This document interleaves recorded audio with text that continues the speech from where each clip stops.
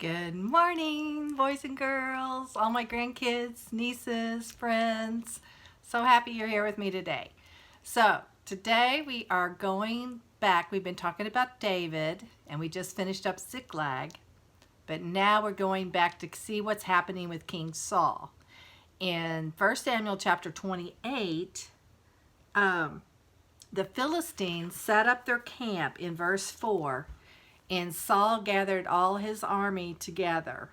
And in verse 5, when Saul saw the vast Philistine army, he became frantic with fear. Remember, fear is the opposite of faith. It's not from God, is it? He asked the Lord what he should do, but the Lord refused to answer him either by dreams or by sacred lots, etc. As you recall, Saul was disobedient to God, and so his relationship with God has been interrupted by sin and by the attitude of his heart. He is not willing to do what God has told him to do. He's going against what God tells him to do. So Saul finds out that he's very concerned. He knows that God has left him. He doesn't know what to do. And he finds out that the Philistines are going to conquer them, and him and his sons are going to die. And the whole Israel army is going to go down in defeat.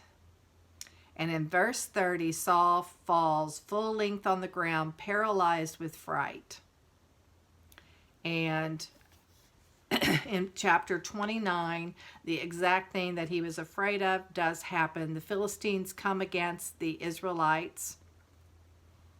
And let me see, it actually happens in chapter 31, where the Philistines attacked the Israelites and they were slaughtered. And the Philistines killed Saul's 3 sons, including Jonathan, who was David's friend. And then Saul actually falls on his own sword because he's so terrified of the enemy killing him. So they all pass away. King Saul passes away, and his 3 sons pass away. So you would think that David would be celebrating, right? Because Saul was always after him. Do you think that David is going to be happy about his death? No. He was a man of integrity. In fact, go to 2 Samuel chapter 1, verse 17. And there you'll find out that David composed a funeral song for Saul and Jonathan, and he commanded that it be taught to the people of Judah. It is known as the Song of the Bow, and it's recorded in the book of Jashar. And it's all about what wonderful warriors they were, and how wonderful and how powerful they were, and how loved and they were. And it's all about the positive. In verse 25, oh, how the mighty heroes have fallen in battle. Jonathan lies dead on the hills. How I weep for you, my brother Jonathan. Oh, how much I loved you, and your love for me was deep, deeper than the love of women. Oh, how the mighty heroes have fallen. Stripped of their weapons, they lie dead.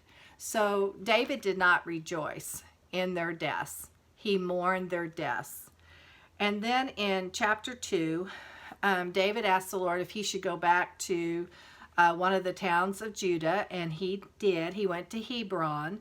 And the people, the men of Judah, came to David, and they anointed him king over the people of Judah. So David is finally king over Judah.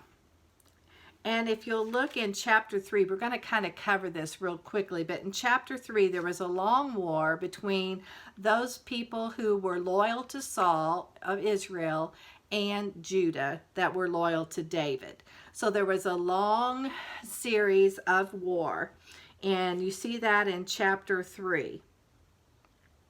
And then in chapter 5, All the tribes of Israel went to David at Hebron and told him, "We are your own flesh and blood. In the past, when Saul was our king, you were the one who really led the forces of Israel. And the Lord told you, 'You will be the shepherd of my people Israel. You will be Israel's leader.'" So there at Hebron, King David made a covenant before the Lord with all the elders of Israel, and they anointed him king of Israel. David was only 30 years old when he began to reign, and he reigned 40 years in all. He had reigned over Judah from Hebron for 7 years and 6 months, and from Jerusalem he reigned over all Israel and Judah for 33 years. So David is courageous in that he steps into the calling that he was called to do, to be the king. Being a king is a lot of responsibility. A lot of important decisions have to be made because people are looking up to you. So when you are called to come into an honored position or a place of leadership, it takes courage. So if you ever face that in your school or in a club or in your family, be sure that you take the courage like David and step into what God's called you to do, because God will give you direction and he will give you the courage and the wisdom to do it. So David is now king over all Israel and all Judah. We'll continue our story tomorrow. I love you. I hope you have a great day. Be courageous. Bye.